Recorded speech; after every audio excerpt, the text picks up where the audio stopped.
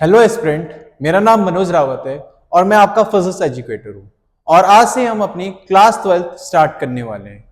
और आज हम आपको क्लास 12th में स्टार्ट करने से पहले कुछ ऐसी बेसिक चीजें बताने वाले हैं जो हमारी क्लास 12th में यूज होंगी और जो हमने क्लास 11th में अच्छे से नहीं पढ़ी। जैसे हमें क्या आना जरूरी है, क्लास 11th का डिफरेंशिएशन, इंटीग्रेशन, वेक्टर, ये चीजें आनी जरूरी है अगर हमें क्लास 12th की फिजिक्स करनी है। तो हम आज अपना जो कॉन्सेप्ट लेके आए हैं वो है हमारा डिफरेंशिएशन। और एक और चीज बता दूं मैं, इस साल से जो आईसीसी है उसमें भी 40% हमारे एप्लीकेशन बेस्ड क्वेश्चन आने वाले हैं। जैसा कि इस बार का हमने आईसीसी का पेपर देखा वो बहुत आसान था। इस बार का क्या, हमेशा से फिजिक्स का 12th का पेपर क्या आता है, आईसीसी का आसान आता है, जहां पे हमारा क्या है, थ्योरी बहुत होती है, न्यूमेरिकल्स बहुत कम होते हैं। लेकिन इस बार से हमारा एप्लीकेशन बेस 40% होने वाला है, यानी इस बार से आईसीसी का पेपर भी क्या आने वाला है, फिजिक्स का हार्ड आने वाला है। तो टाइम वेस्ट नहीं करते हैं और हम डायरेक्ट हमारा पहला जो आज का पहला टॉपिक है डिफरेंशिएशन स्टार्ट करते हैं। अब यहां पे इस पूरे हमारे लेक्चर में हम बेसिक से लेके जेई मेंस तक के पूरे क्वेश्चंस और कॉन्सेप्ट पढ़ेंगे और साथ में आईसीसी हो, चाहे सीबीएसई हो, चाहे स्टेट बोर्ड हो, सबको क्या करेंगे, हम यहाँ पे कवर करेंगे। तो सबसे पहले जो हमारा टॉपिक है आज का क्लास 12th का,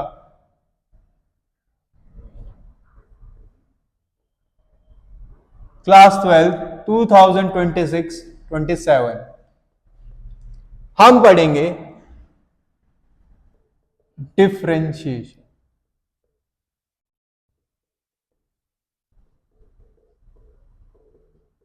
हम क्या पढ़ने वाले हैं कि डिफरेंशिएशन हमारा क्या होता है, ठीक है। तो अगर मैं डिफरेंशिएशन की बात करूं तो डिफरेंशिएशन क्या होता है, इसके दो एस्पेक्ट हैं, एक फिजिकल एस्पेक्ट होता है और एक हमारा ज्योमेट्रिकल एस्पेक्ट होता है। तो मैं सबसे पहले इसका फिजिकल एस्पेक्ट बता देता हूं या इंटरप्रिटेशन बता देता हूं। फिजिकल इंटरप्रिटेशन, तो अगर मैं इसका फिजिकल इंटरप्रिटेशन बताऊं तो ये क्या बताता है हमारे को, रेट ऑफ चेंज ऑफ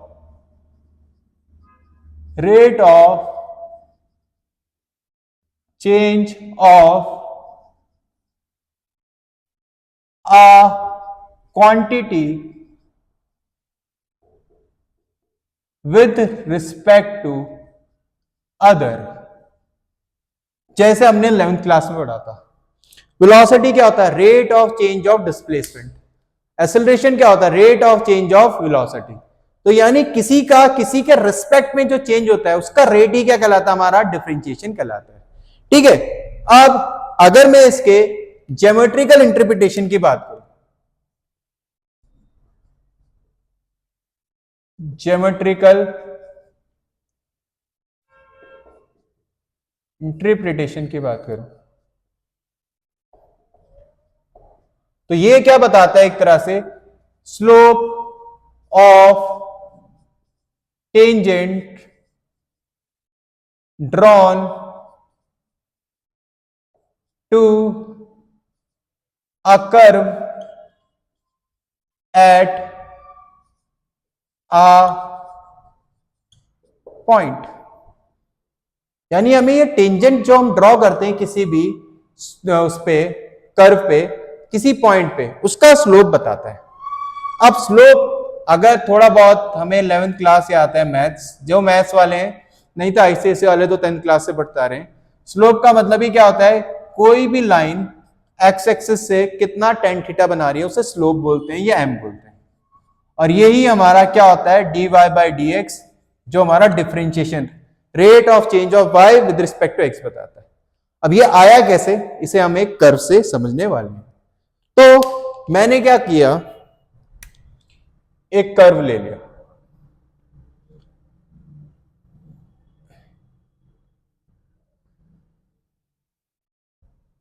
मैंने एक कर्व ड्रॉ किया y और x के बीच में। ऑफ कोर्स सी बात है, x हमारा इंडिपेंडेंट वेरिएबल है, y हमारा डिपेंडेंट वेरिएबल, और मैंने यहां पे दो पॉइंट ले लिए a और b। अगर मैं a और b को ज्वाइन करूं, स्ट्रेट लाइन है, a और b को मैं ज्वाइन करूं तो अगर मैं बोलूं ये जो हमने लाइन ए बी बनाई है, इसका स्लोप अगर मेरे को बताना हो तो ऑफकोर्स ये आता है, जो ये एक्स एक्सिस से एंगल बना रहा है उसे ही क्या बोलेंगे हम, तुम्हारा स्लोप बोलेंगे। उसका टेन थीटा ले लेंगे तो स्लोप बोलेंगे। ये थीटा है, बट अगर मैं ये थीटा बोलूं और ये थीटा बोलूं, क्या दोनों थीटास बराबर है? क्यों? क्योंकि दोनों क्या है, क्रॉसपोंडिंग एंगल। तो अगर मैं बोलूं यहां पे, मैं अगर ए के कोऑर्डिनेट अपनी तरफ से एक्स कॉमा वाई ले लेता हूं और बी के कोऑर्डिनेट ले लिए मैंने, एक्स से हल्का ज्यादा है तो x plus delta x, y से हल्का ज्यादा है तो वाई प्लस डेल्टा वाई, ये मैंने इसके कोऑर्डिनेट ले लिए। अगर मैं इस ट्राइंगल पे देखूं ध्यान से, अगर ये x है और ये x प्लस डेल्टा एक्स है, तो ऑफकोर्स ये बात है ये डेल्टा एक्स होगा इतना, और ये ऊपर कितना होगा हमारा, डेल्टा वाई होगा। तो अगर मैं इस ट्राइंगल से टेन थीटा की वैल्यू निकालना चाहूं इस ट्राइंगल में, तो हमारा टेन थीटा कितना आ जाएगा इस ट्राइंगल से, परपेंडिकुलर डेल्टा वाई है, बेस हमारा डेल्टा एक्स। तो हमारा टेन थीटा ये आ गया।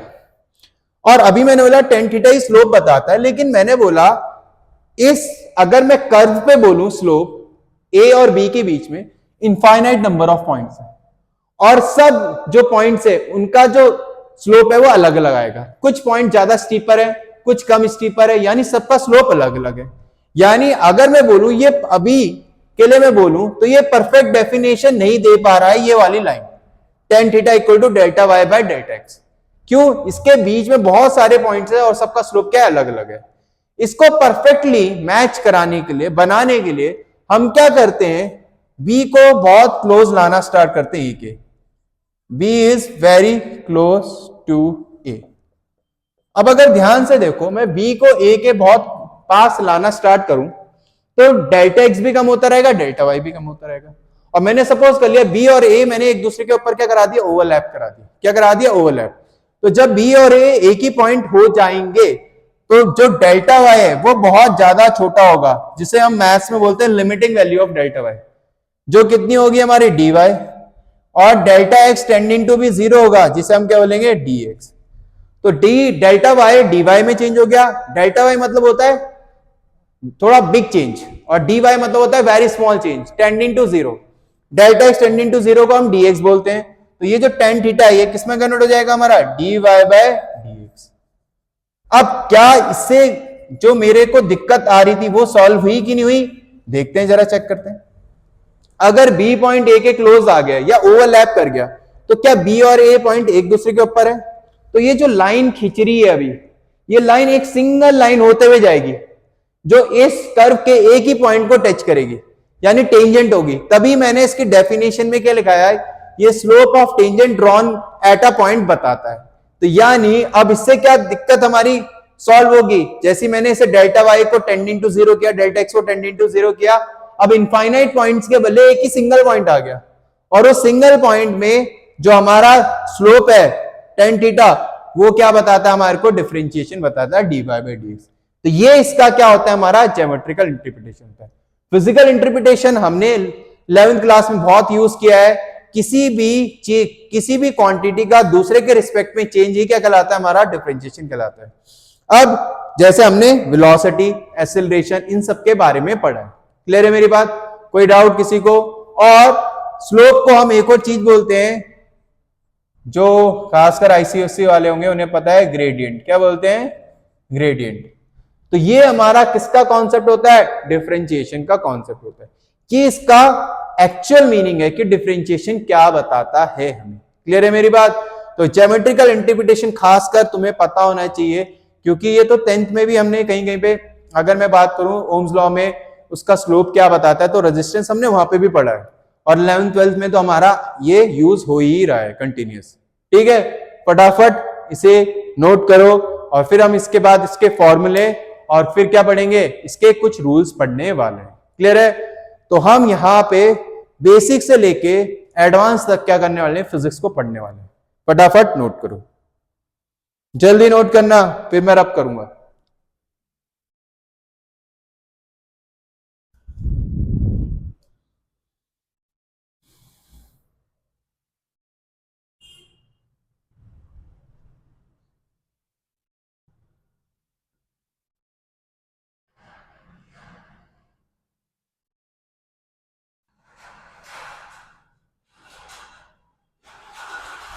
चलो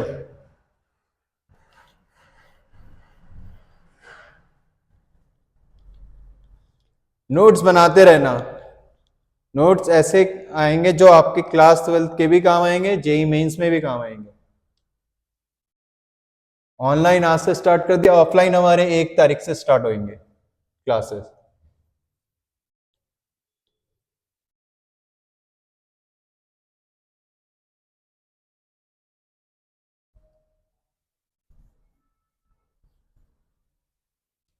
ठीक है, चलो तो डिफरेंशिएशन में हमने ये पढ़ा, अभी इसके कॉन्सेप्ट पढ़ा। अब हम क्या पढ़ने वाले हैं, कुछ फॉर्मूले पढ़ने वाले हैं। और हम फॉर्मूले केवल अभी क्लास जो 12th की फिजिक्स है, फिजिक्स के अकॉर्डिंग पढ़ेंगे, मैथ्स के अकॉर्डिंग तो बहुत डीप है, हम उतना नहीं पढ़ेंगे। ठीक है, तो फॉर्मूले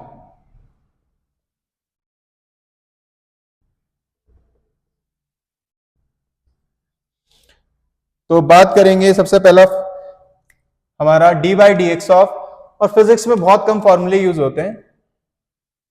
D by d x of x की पावर एन, एक्स की पावर एन का होता है हमारे पास n x n minus one. बहुतों को पहले से पता भी होगा, ऐसा नहीं है कि नहीं पता होगा, हमने 11th क्लास में पढ़ा हुआ है। ठीक है, जैसे x की पावर 3 का निकालना है तो 3 आगे आ जाएगा, x की पावर 3 का कितना होगा, 3 आ गया, x की पावर 3 में से 1 गया 2, तो 3x स्क्वायर हो जाएगा। कितना हो जाएगा, 3x स्क्वायर। एग्जाम्पल ले लेते हैं हम, थोड़ा सा हार्ड ले लेते हैं डायरेक्ट। x की पावर 3/2 का निकालना है हमें, तो पावर आगे आएगी x की पावर 3/2 माइनस 1, 3/2 में से 1 गया, कितना आ जाएगा हमारा 1/2। ठीक है, ऑफकोर्स ही बात है, 3/2 1.5 होता है, 1.5 में से 1 गया, कितना आएगा आधा, 1/2। Second D by d x of x, x का डिफरेंशिएशन 1 होता है। ऐसा नहीं है कि मैंने कहीं से इसी फॉर्मूले से आया है, एन के बदले 1 है तो 1 आगे आएगा, एक्स की पावर 1 में से 1 गया 0, किसी की पावर 0 क्या होता है 1 होता है। थर्ड बात करेंगे हम तुम्हारा D by d x of constant, constant का डिफरेंशिएशन क्या होता है 0। अब इसके पीछे पूरा ऐसा नहीं है हवा में, वैसे तो हमें भी पता है कोई चीज कांस्टेंट है तो उसका चेंज ही नहीं हो रहा है रेट, तो ऑफ कोर्स उसका डिफरेंशिएशन क्या आएगा 0। लेकिन मैं इसे ग्राफ के थ्रू भी समझा सकता हूं। जैसे मान लो ये मेरे पास y है और ये x है, तो अगर y कांस्टेंट है तो मतलब उसका ग्राफ ऐसा बनने वाला है, x चेंज हो रहा है लेकिन y चेंज ही नहीं हो रहा है। क्या ये लाइन x एक्सिस के साथ 0 पैरेलल है तो 0 डिग्री बना रही होगी। स्लोप बताया था tan थीटा होता है, tan 0 कितना होता है 0 होता है, इसलिए इसका डिफरेंशिएशन क्या है हमारा 0 है। अगला हमारे पास d by d x of sine x, sine x का क्या होता है हमारे पास कॉस एक्स। अगला हमारे पास d by d x of cos x, cos x का क्या होता है हमारे पास माइनस का साइन एक्स। अगला हमारे पास d by d x of tan x, tan x का क्या होता है हमारे पास सेक स्क्वायर एक्स।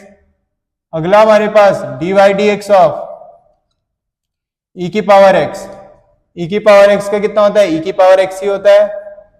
अगला है हमारे पास d y d x of log x, log x का कितना होता है हमारा 1/x होता है। अगला है हमारे पास d by d x of a की पावर एक्स, ए की पावर एक्स क्या होता है ए की पावर एक्स लॉग ए होता है। अगला है हमारे पास d by d x of cot x, cot x का क्या होता है मेरे पास माइनस का कॉस एक्स स्क्वायर एक्स होता है। ठीक है, अगला है हमारे पास d by d x of sec x, sec x का हमारे पास होता है सेक एक्स टेन एक्स। तो ये कुछ हमारे पास फॉर्मूले हैं जो हमें याद होने चाहिए, और ऐसे ये सारे के सारे फॉर्मूले हम किससे डिराइव कर सकते हैं यूजिंग फर्स्ट प्रिंसिपल, जो मैथ्स में क्लास 11th में पढ़ा होता है। ठीक है, तो ये हमारे पास क्या है, क्या है हमारे पास कुछ फॉर्मूले हैं, फटाफट इन्हें नोट करो जल्दी, फिर हम रूल्स पढ़ेंगे।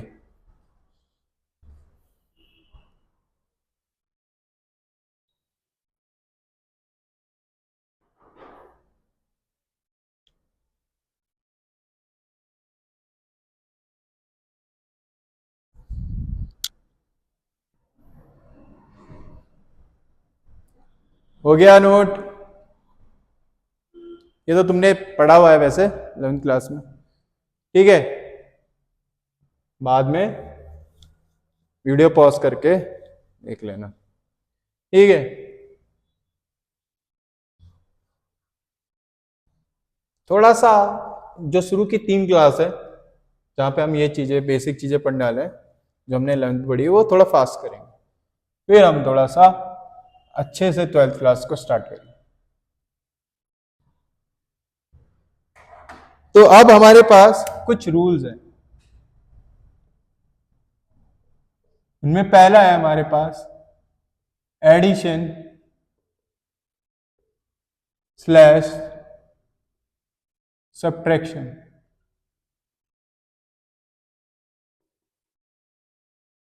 मान लो मेरे पास कोई फंक्शन है, क्या है मेरे पास कुछ फंक्शन है एक से ज्यादा जो प्लस माइनस करके है और मेरे को उसका डिफरेंशिएशन निकालना है। तो ये रूल क्या कहता है कि इसका मतलब होता है हर किसी का अलग अलग क्या हो जाना, डिफरेंशिएशन हो जाए। u फंक्शन का अलग से, v का अलग से, w का अलग से। ये हमारा क्या कहलाता है, एडिशन या सब्ट्रैक्शन रूल कहलाता है। एक एग्जांपल ले लेते हैं अपनी तरफ से, x plus 10x minus log x, plus भी हो गया माइनस भी एक ही में कवर हो गया और मेरे को इसका डिफरेंशिएशन निकालना है। बहुत आसान है, पीछे ही पढ़ा था हमने, dy बाई डी एक्स का मैंने बताया था 1 होता है, 10x का पीछे फॉर्मूला लिखा रखा सेक स्क्वायर एक्स होता है, log x का कितना मतलब लिखा रखा 1/x होता है। तो ये हमारे क्या हो गया, एडिशन या सब्ट्रैक्शन रूल। कुछ नहीं कहता कि जितने भी फंक्शन गिवन होंगे सबका अलग अलग क्या कर दो, डिफरेंशिएशन कर दो। दैट इज योर एडिशन या सब्ट्रैक्शन रूल, सबसे बेसिक रूल। जो सेकंड रूल है हमारा इंपॉर्टेंट, प्रोडक्ट रूल। अब प्रोडक्ट रूल क्या कहता है, अगर मेरे पास दो फंक्शन हैं प्रोडक्ट में, मल्टीप्लाई में, तो उनके लिए प्रोडक्ट रूल कहता है डिफरेंशिएशन में कि अगर मेरे पास पहले फंक्शन को एज इट इज रखो, दूसरे का डिफरेंशिएशन करो, प्लस दूसरे को एज इट इज रखो, पहले का डिफरेंशिएशन करो। This is your product rule. क्या कहता है, पहले फंक्शन को एज इट इज रखो, दूसरे का करो, दूसरे को एज इट इज रखो, पहले करो। This is your product rule. एक एग्जांपल भी ले लेते हैं, अपनी तरफ से कुछ भी बना लो एग्जांपल, जैसे एक्स स्क्वायर लॉग एक्स है। तो ये रूल क्या कहता है, और एक और चीज, प्रोडक्ट रूल में हमारे पास एक चॉइस है कि मैं पहला फंक्शन किसी को भी ले सकता हूं, इसे भी ले सकता हूं, दूसरे वाले को और पहले वाले को भी। तो मैंने पहले फंक्शन को एज इट इज रखा, log x आ गया, log x का कितना होता है 1/x, प्लस log x को एज इट इज रखा, x स्क्वायर का किया, x स्क्वायर का कितना होता है 2x, x से एक x कैंसिल, यानी मेरा फाइनल आंसर कितना आएगा इसका x, एक x बचा था, plus 2x log x। This is my कौन सा रूल है हमारा, प्रोडक्ट रूल। सबको समझ आया, पहला फंक्शन को एज इट इज रखना है, दूसरे का करना है, प्लस दूसरे को एज इट इज रखना है, पहले का करना है। ये चीज जब चेन रूल के साथ आगे पढ़ेंगे तो कॉम्प्लिकेटेड होती है। फिलहाल के लिए ये सारी चीजें आसान रहेंगी जब तक हमारा चेन रूल नहीं आएगा। क्लियर है, कोई डाउट किसी को, फटाफट नोट करो, ठीक है। इसके मैं कुछ क्वेश्चन आखिरी में लिख दूंगा, वो तुम्हारी प्रैक्टिस के लिए हो जाएंगे। क्लियर है, फटाफट नोट करो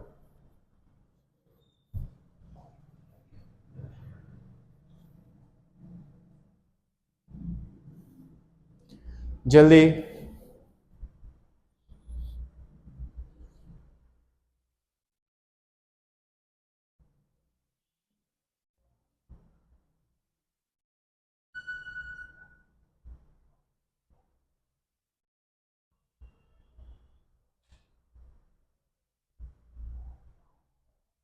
हो गया, चलो नेक्स्ट जो रूल है हमारा,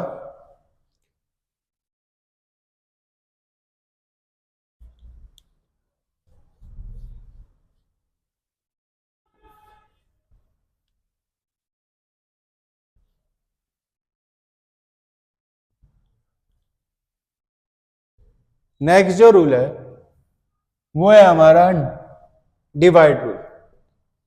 क्या है वो? Divide rule. अब डिवाइड रूल क्या कहता है उसे देखते हैं। थर्ड, डिवाइड रूल या क्वेश्चन रूल भी बोल सकते। तो डिवाइड रूल क्या कहता है? अगर मेरे पास दो फंक्शन है डिवाइड में तो उनका डिफरेंशिएशन का फॉर्मूला होता है नीचे जो फंक्शन होता है उसका स्क्वायर करना है, नीचे फंक्शन को एज इट इज रहने देना है, ऊपर का डिफरेंशिएशन करना है, माइनस ऊपर को एज इट इज रहने देना है, नीचे का करना है। क्या है डिवाइड रूल? जैसे उसमें हमारे पास चॉइस था, हम किसी को भी फर्स्ट और सेकंड फंक्शन मान सकते थे प्रोडक्ट रूल में। यहां पे हमें नीचे वाले को ही वी मानना है। तो क्या कहता है, नीचे वाला जो फंक्शन है उसका स्क्वायर कर दो, डिवाइड में लिख दो। नीचे फंक्शन को एज इट इज रखो, ऊपर वाले का डिफरेंशिएशन करो, माइनस ऊपर को एज इट इज रखो, नीचे का डिफरेंशिएशन करो। ये हमारा क्या होता है? प्रोडक्ट डिवाइड रूल होता है। कैसे? एक एग्जांपल लेते हैं। तो मैंने अपनी तरफ से कुछ भी ले लो, 10x अपॉन x मान लिया, तो dy by d x. Divide rule, नीचे का क्या करना है? स्क्वायर। ठीक है, नीचे को एज इट इज रखना है, x को एज इट इज रखा, ऊपर का किया, ऊपर वाले का करना है। तो 10x का कितना होता है? पीछे लिखा रखा है सेक स्क्वायर एक्स, माइनस ऊपर वाले को एज इट इज रखना है, 10x को एज इट इज रखना है, और नीचे वाले का करना है x का। x का कितना होता है? 1। This is my answer. एक और ले लेते हैं। क्या ले? 3x plus 5 upon 2x plus 3, इसका करना है। तो दो फंक्शन डिवाइड में दिख ही रहे हैं, तो जो नीचे है उसका तो स्क्वायर कर दो। नीचे क्या है मेरा? 2x प्लस 3 का क्या कर दिया मैंने? स्क्वायर। अब नीचे को एज इट इज रखना है, नीचे वाले फंक्शन को, ऊपर वाले का करना है। तो एक चीज याद रखना, अगर कांस्टेंट अलग से तो उसका 0 होता है, लेकिन अगर वेरिएबल के साथ है तो वो मल्टीप्लाई में आता है। फिर 3x का करेंगे, डिफरेंशिएशन पीछे आता है 1 होता है, प्लस 5 कांस्टेंट है, इसका क्या हो जाएगा? 0, बीच में माइनस साइन। अब नीचे को एज इट इज रहने दिया, ऊपर का किया। अब ऊपर को एज इट इज रहने दिया, नीचे का किया, तो कितना आएगा इसका? 2x का 2 एज इट इज रहेगा, x का कितना होता है? 1 होता है, कांस्टेंट का कितना होता है? 0 होता है। ये मेरा आ जाए। अब अगर मैं ध्यान से देखूं, 3 2 जा कितना हो जाएगा? 6x हो जाएगा, 3 1 जा कितना हो, सॉरी 3 3 जा कितना हो जाएगा? 9 हो जाएगा, माइनस 2 3 जा कितना हो जाएगा? 6x हो जाएगा, माइनस का कितना हो जाएगा? 10 हो जाएगा। इससे ये क्या हो जाएगा? कैंसिल, और 2x प्लस 3 का होल स्क्वायर। तो कितना आ रहा मेरा इसका आंसर? -1 अपॉन 2x प्लस 3 का होल स्क्वायर। कोई दिक्कत किसी को? ठीक है, 3 2 जा 6x हुआ, 3 3 जा 9 हुआ, यहाँ पे 2 3 जा 6x हुआ, 2 5 जा 10 हुआ, माइनस हो गया। क्लियर है? तो हमारा ये इसका क्या आ गया? आंसर आ गया। तो ये हमारा क्या है? डिवाइड रूल है। फटाफट इसे भी नोट कर लो। फिर चेन रूल, इंपॉर्टेंट चीज हम करने वाले हैं, जहां पे थोड़ा सा दिक्कत होती है। उसका कोई फॉर्मूला नहीं है, बट समझने में बहुतों को दिक्कत होती है।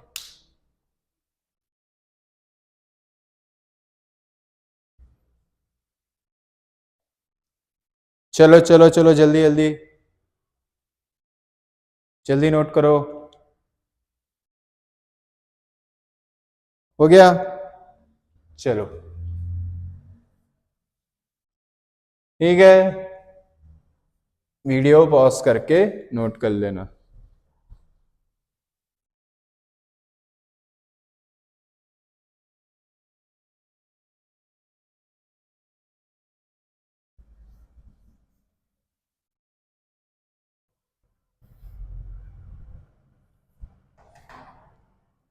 अगला जिसे हम बोलते हैं फोर्थ रूल,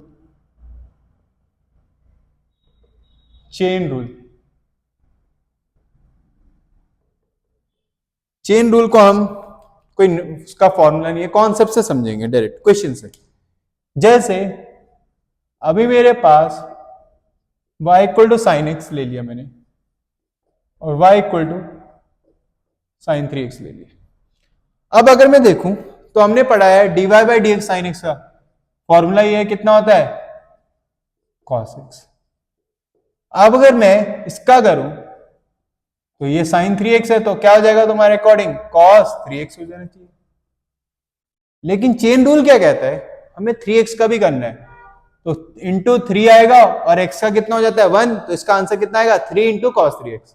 अब क्या यहां पे नहीं हुआ है चेन रूल, यहां पे भी चेन रूल हुआ है। कैसे साइन x का cos x हुआ और x का फिर से करते हैं हम, दिखाते नहीं है, इंटू 1 होगा, x का 1 होता है इसलिए नहीं दिखाते हैं। ये हमारा चेन रूल होता है कि हम यहाँ पे जो अंदर के वेरिएबल होते हैं उनका भी क्या करते हैं डिफरेंशिएशन करते हैं।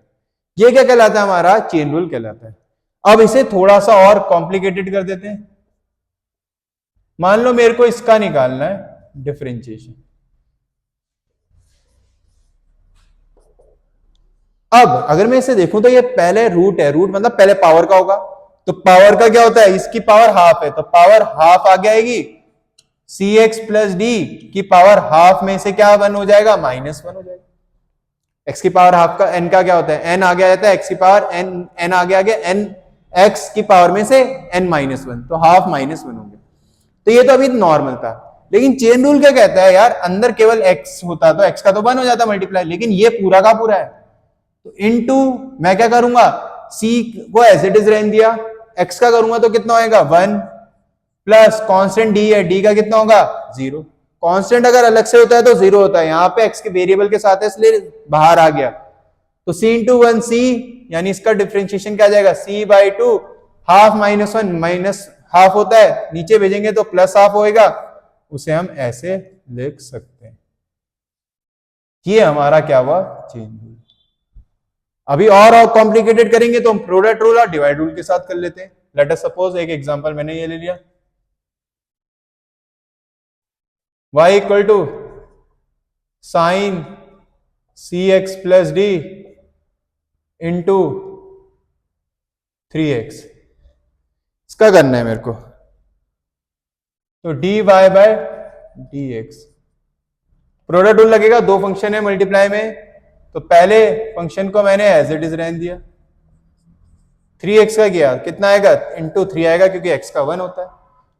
प्रोडक्ट रूल क्या कहता है प्रोडक्ट रूल भी लग रहा है प्लस, अब दूसरे को एज इट इज रहने दूंगा, पहले का करूंगा तो साइन का कितना हो जाएगा cos cx प्लस डी। ये तो अभी केवल साइन का हुआ लेकिन चेन रूल क्या कहेगा अंदर का भी करो भाई cx प्लस डी का, तो c x का 1 होता है d का कांस्टेंट का 0 होता है।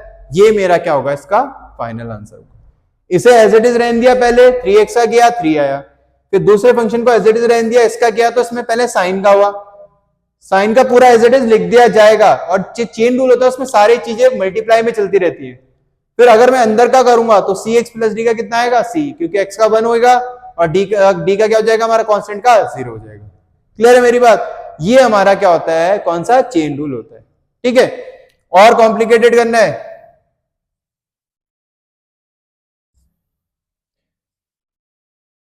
e की पावर ax प्लस b का कर लेते हैं। चलो तो हमने तो पढ़ा था e की पावर x का e की पावर x होता है तो ये पूरा का पूरा x ट्रीट करूं तो e की पावर x का e की पावर x।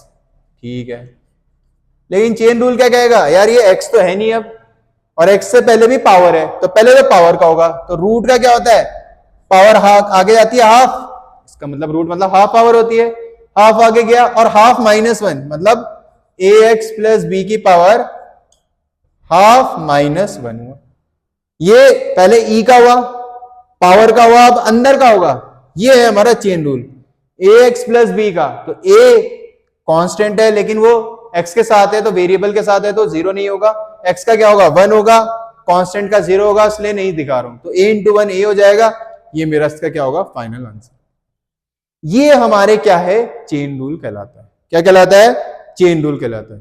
तो चेन रूल आना बहुत जरूरी है, बहुतों को इसमें क्या आती है दिक्कत आती है किसमें चेन रूल में। क्लियर है मेरी बात। और डिफरेंशिएशन और इंटीग्रेशन का आना इतना जरूरी है, इसके बगैर क्लास 12 नहीं होने वाली। फिर जेई चाहे तुम्हारा नीट हो चाहे सीयूटी हो कुछ नहीं होने वाला। ठीक है चाहे एनडीए भी हो ठीक है, कुछ नहीं होगा अगर तुम्हें डिफरेंशिएशन और इंटीग्रेशन नहीं आता। क्लियर है? ये बेसिक है क्लास 11th और 12th का। 12th में इसलिए पढ़ा रहा हूं बिकॉज मेरे को क्या है पता है, बहुत से बच्चे 11th में केवल मस्ती के लिए पढ़ते तो है नहीं, मस्ती करते हैं, उनके लिए ये चीज फटाफट नोट करो।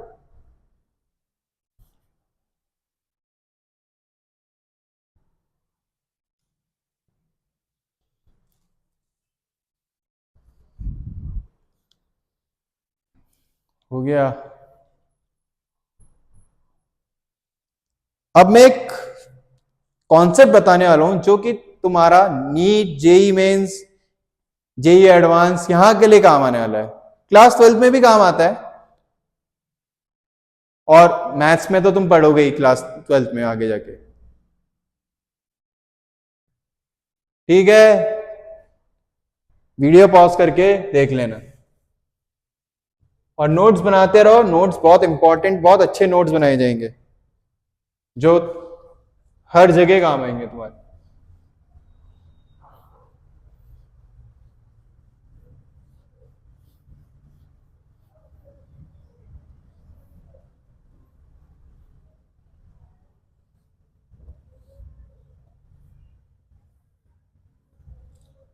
चलो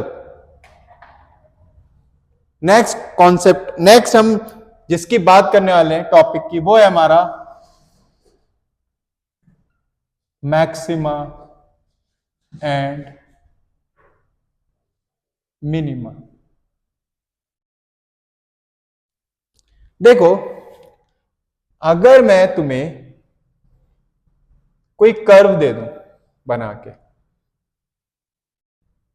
y और x किसी भी दो वेरिएबल के बीच में, y इसमें डिपेंडेंट वेरिएबल है, x इंडिपेंडेंट, और मैं तुम्हें पूछूं कि यार इस फंक्शन y का जो मैक्सिमम मिनिमम वैल्यू है वो तुम्हें बतानी है, तो तुम एकदम से बता दोगे मुझे यार कि ये कर्व तो मैक्सिमम यहां पे हो रहा है और मिनिमम यहां पे हो रहा है।